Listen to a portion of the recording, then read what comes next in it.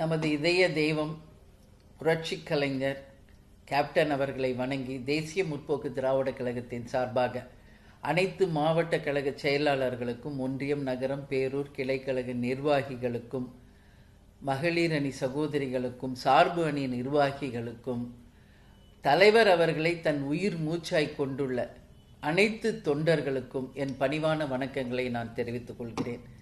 வருகின்ற ஜனவரி 9, 2026 மக்கள் உரிமை மீட்பு மாநாடு 2.0 கடலூரிலே பாசார் கிராமத்திலே நடக்க இருக்கின்ற நமது மாநாட்டை மிக பிரம்மாண்டமான வெற்றி மாநாடாக அமைத்து தந்து, அந்த வெற்றி உங்களுக்கான வெற்றி என்பதை இந்த நேரத்தில் தெரிவித்துக் கொண்டு அனைவரும் தவறாமல் இந்த மாநாட்டில் கலந்து கொள்ள வேண்டும் என்று கேட்டுக்கொள்கிறேன்.